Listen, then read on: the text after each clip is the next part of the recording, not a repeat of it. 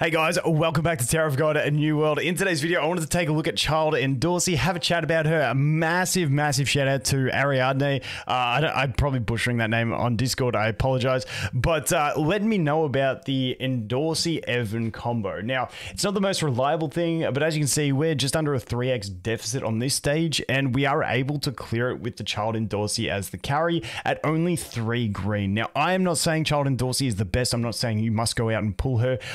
I haven't decided on my pull recommendation for her, but I like updating you guys with these cool things that I find quite interesting. So for this combo, Evan is really necessary. Now, there's one thing in her skill that makes it not as optimal as it could be, but we'll go through it anyway. So essentially what it is if we look at Child Endorsi, now my investment is she's at max rapport. Well, she's got evasion and accuracy rapport. She's got her exclusive item equipment unlocked but not upgraded, and she's got all pieces are green but only at +2, so we're missing upgrades, which means she is lacking some accuracy, so she does miss some hits.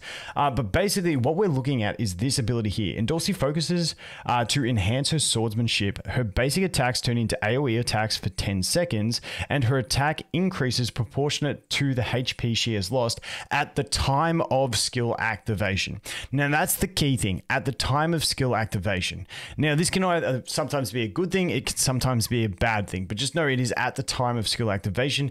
It's not dynamic across the time. So if it was dynamic, it would be really cool, because then Evan pops his invincibility, then she drops low, then it scales up with her. But on the other hand, she might activate it towards the end of Evan's invincibility when she's at 1 HP. She goes up to full, but then she keeps it. So it's a trade-off. At certain stages, it's going to be beneficial. At certain stages, it's going to be worse, but it gives you a bit of RNG to play with on your runs to retry stages and eventually get the victory.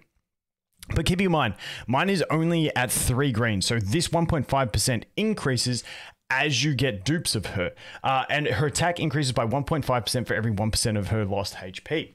So if she's at 50% health, she's going to get a 75% attack increase. Now, once again, this goes up with skill up, so that is a key thing to remember. So that is the main thing about her kit. She's obviously got this one, which can bring her back to life, and basically kill an enemy, insta kill and bring her back. But it depends. It sometimes works, sometimes doesn't. You got to wait and see. And then we got this one, which is a bit of control and damage. And then we got her ult, which is a pretty decent damaging ability. And that's basically what she's about. Now, this targets the enemy with the highest energy. So sometimes she doesn't target optimally on what you want her to do, but it's still not too bad. But the big thing is pairing her up with Evan, trying to get her low inside Evan's invincibility when she procs her enhanced attack, and then she can get a massive boost and just basically slap shit is the idea. So let's jump in. Let's do a bit of a play around. See if we can get her to do it so that I can show you guys what is going on with this combo, but it's a pretty cool one. Once again, I'm not telling you guys you should rush out and pull all the copies of Endorsi. I just thought it was a really cool strategy, and like the fact that it works here. Now my account, I really do need to push through this chapter. I haven't pushed in about a week and a half. There's just not much incentive to do so. So I've been focusing on other stuff, but let's jump in. Okay, so here she goes. Okay, so she runs up, she goes invisible, obviously. She's going to use her lunging attack first. There it is. Now she's in the middle. I can't really see. I think this is right now where she's enhancing herself. So I think she just enhanced herself then by the looks of it.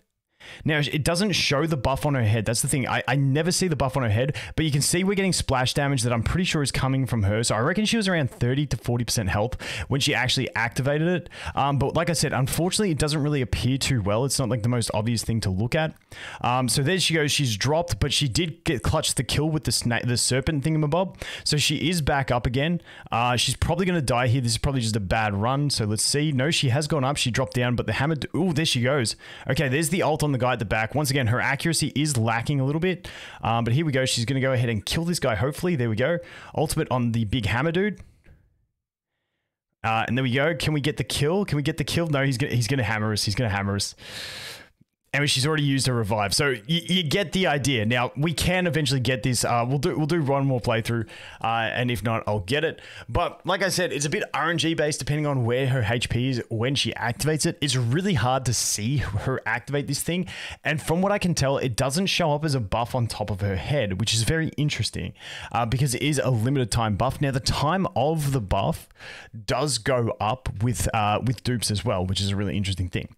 Now another thing that they messed up in this update, which really annoys me, is the camera auto turns off on round 2 and 3 again, which is really triggering to me. So here she goes. She's about to use her lunge skill. So this is the lunge skill. Boom, boom, boom, boom. And now, where is it? Where is it? She hasn't enhanced yet. She hasn't enhanced yet. Okay, she's ulting. I think she ulted before she enhanced.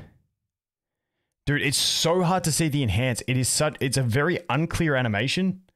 But let's just let this play out and see how she goes anyway. So there we go. Get Evan invincibility again. She looks like she's stunned at the moment, unfortunately. Oh yeah, that guy does his ghosty thingy. Okay, there's the ult. Rain some hellfire on. So she's dropped. It looks like she's going to get the proc and she's going to come back to life, I think. Oh no, she didn't drop. She didn't drop. Okay, she's got the invincibility now, which is handy. So we're going to kill this guy, hopefully. No, we're stunned.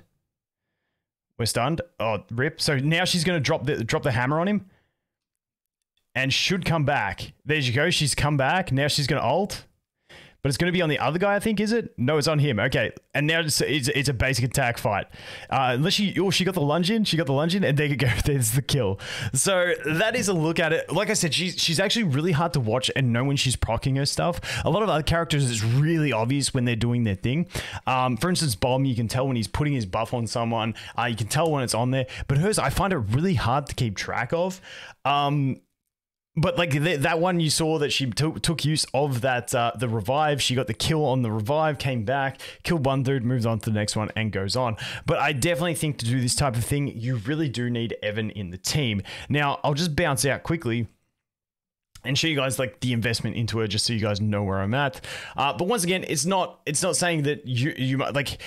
She doesn't have the feel that Ewha had to me, but once again, I'm only testing her at 3 green, so maybe she is better. But I feel like the combo with Evan is really, really like almost must have, unless with the upgrades into her exclusive equipment, because she comes at like a solo survival type unit. But the barrier isn't that big and it's not very frequent, which is the problem for me. Yes, she's got healing, but I don't know. I just don't know if she's going to work too well without Evan. So I'll have to talk to some people who do max her out and see their thoughts on this sort of thing. But as you can tell, with investment, we had the proficiency up to unlocking the exclusive equipment. We had this all the way up to the accuracy, which is kind of a must-have to test anything these days. And then obviously we are missing a fair bit of accuracy, because if we wanted to, we could take this up to 95, which would be like an extra 40 accuracy.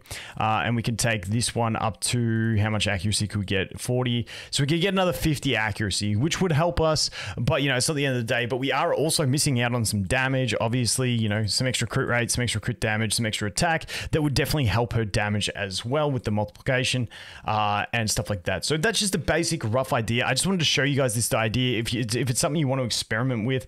Like I said, I decided to do a few extra summons to get 1 extra copy of her, so that I could play around with her and test this out and get the basic bonus free copy from, basically I pulled, what was it, 1 copy to get her 2 3-stars. So I think that's pretty well worth it for most players if you're interested in one day building her. If not, don't stress. But anyway, that is all we have time for, guys. And thanks for watching. Hope you have an awesome day, and I look forward to seeing the next one. Cheers.